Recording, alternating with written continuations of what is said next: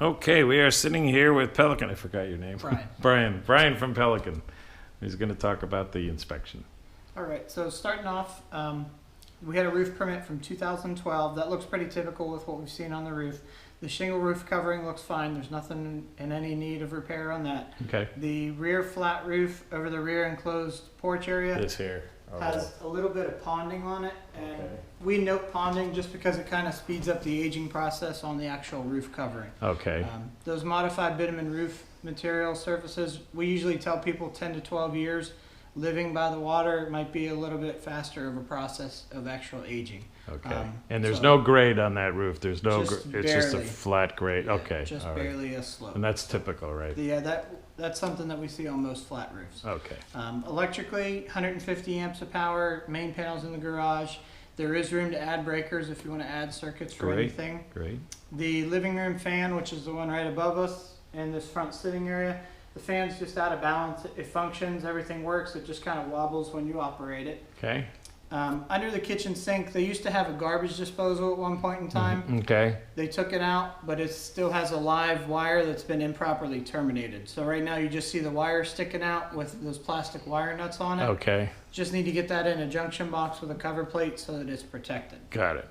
And then on the two davits for the boat lift, Yes. over to the left side, The mechanical ones with no motor. those actually have motors. They do. Yeah, Oh, they're all right. powered. Cool. Um, Okay. There's an outdoor receptacle on each one of those that you plug the motor in to operate, Right. and those receptacles are just missing the weatherproof covering.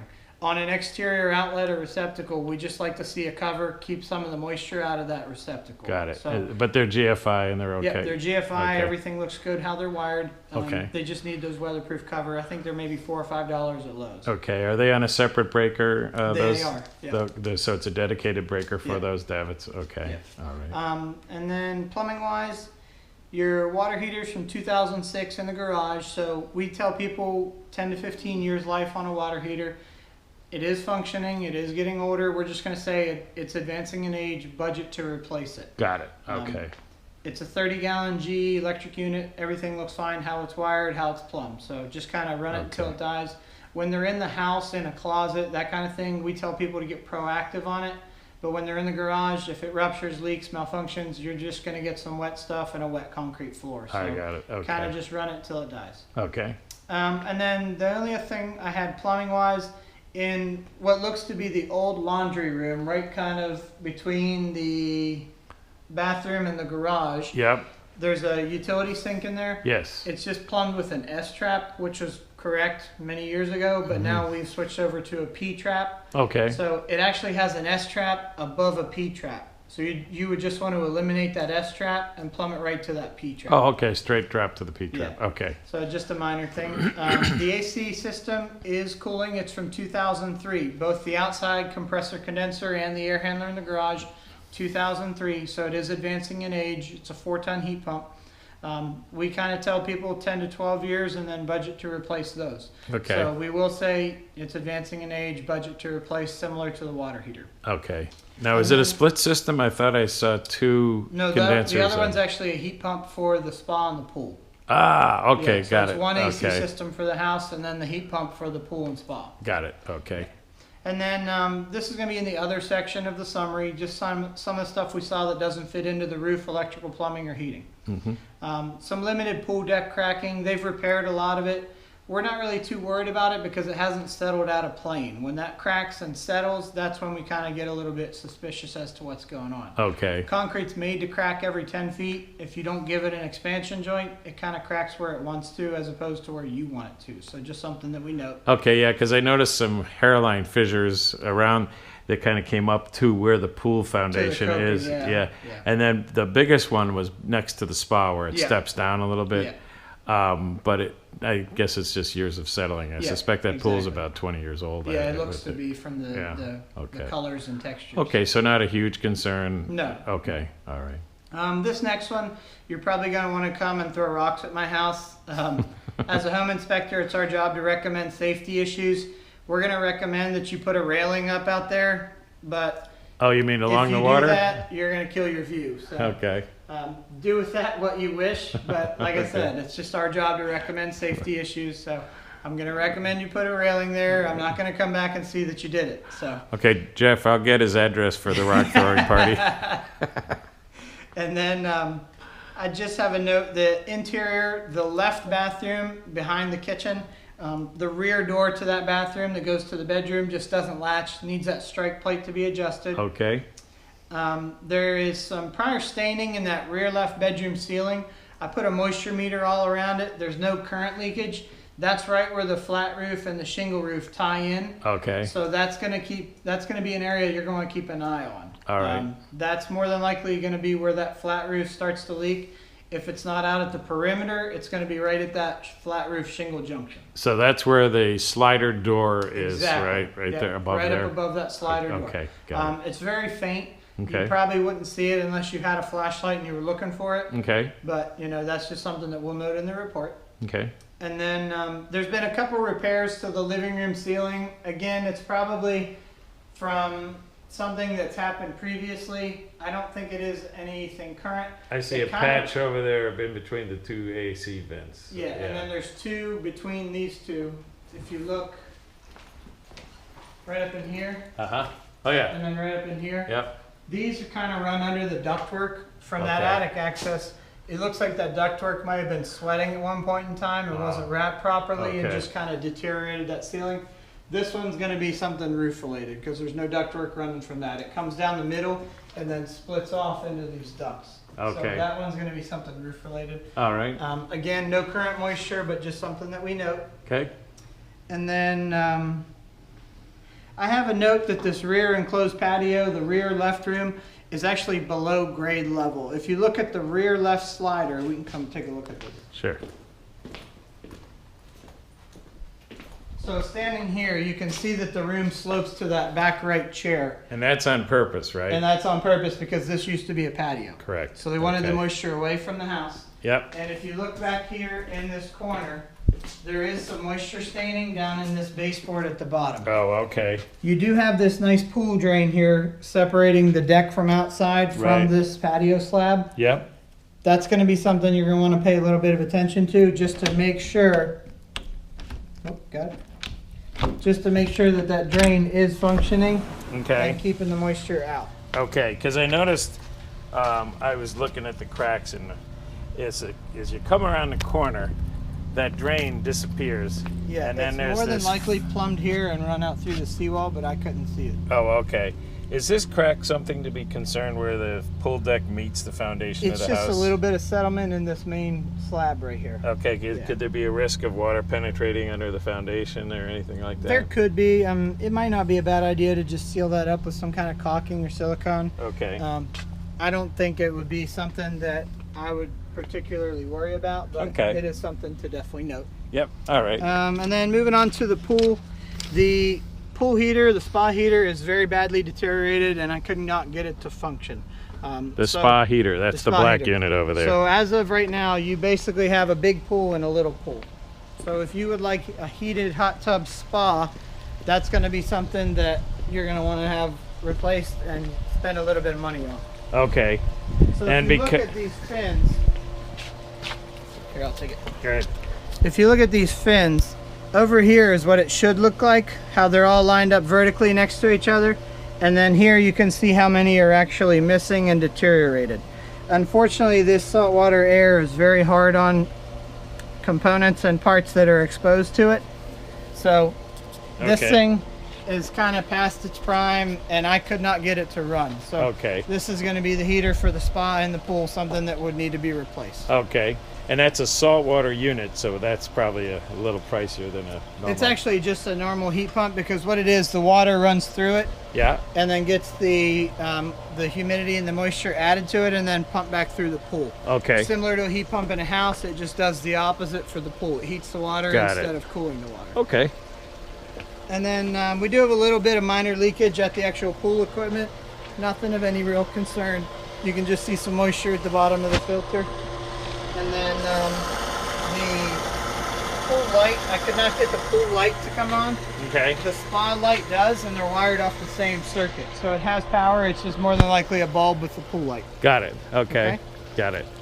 And then go So into there are the- lights in the spa. Yeah, there's a little light in the spa and then the big one in the pool. And like I said, the spa light works, pool light does not. Got it. Okay. And then the last section is going to be kind of my big thing.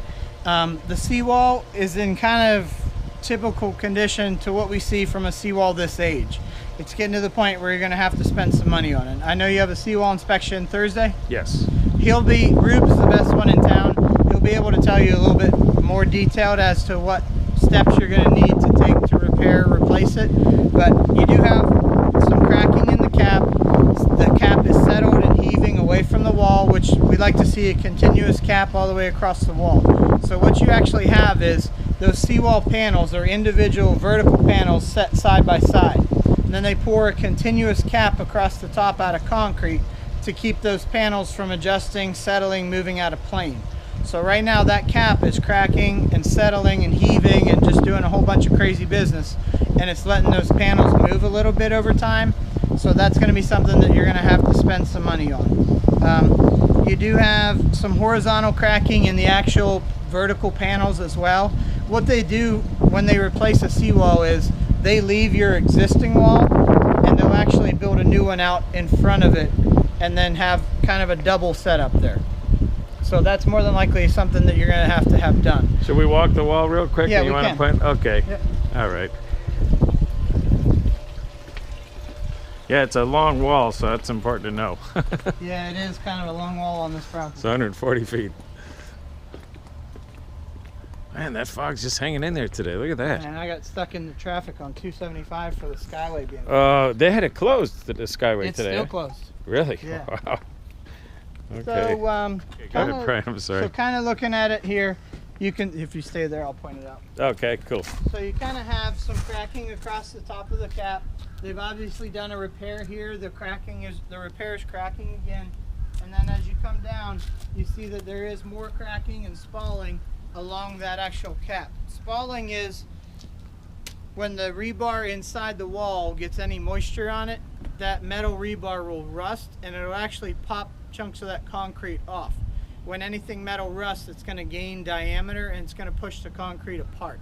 Over here towards the right of the jet ski lift, there's actually an area where the seawall has moved about 2 inches out of plane from the other wall. So if you want to walk down here, I'll Yeah, show you let's that. do that.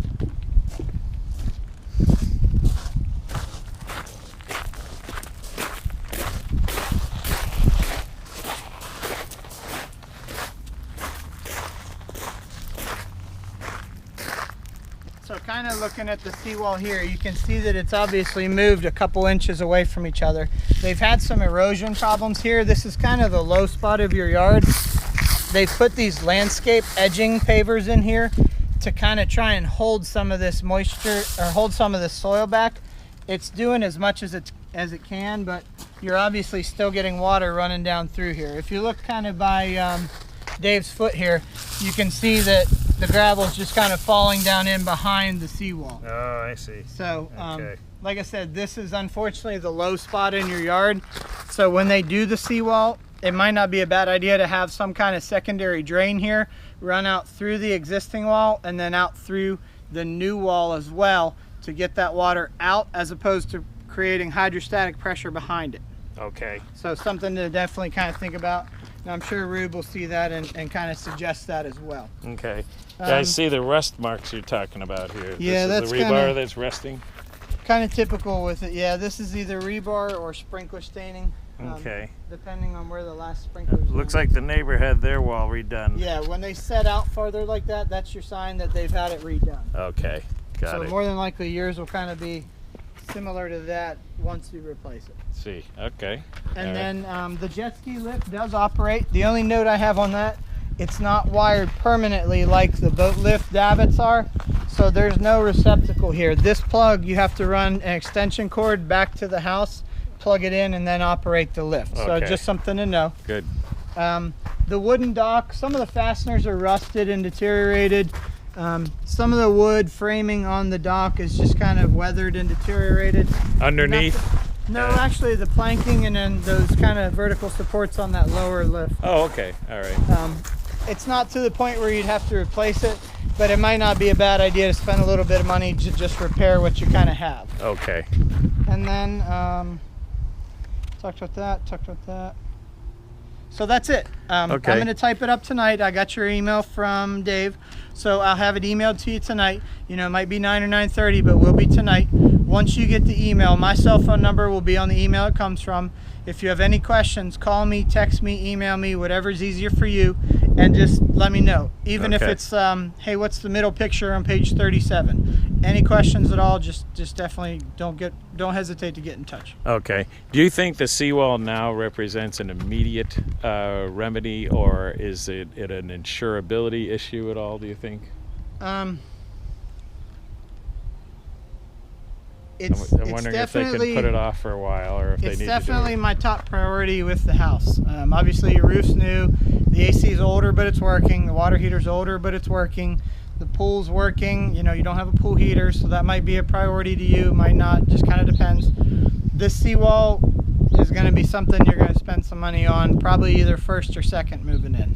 Okay. Whether that's, you know, if Ruben suggests repairs, then that's repairs. If Ruben suggests a replacement, then that's a replacement. The nice thing about Ruben is he does not sell and he does not install seawalls. Right. So he has no gain in telling you you need a new seawall. Got it. If you don't need a new seawall, he won't tell you that. All He'll right. tell you what you need. Okay. So I would take his advice on Thursday and just kind of follow his protocol as to what the seawall next step would be. Okay. And I did actually ask Dan, what is it, Dan Plast, or the guy that does the seawalls? I guess he's really good, Dan something or other, to Is give it us Sapp?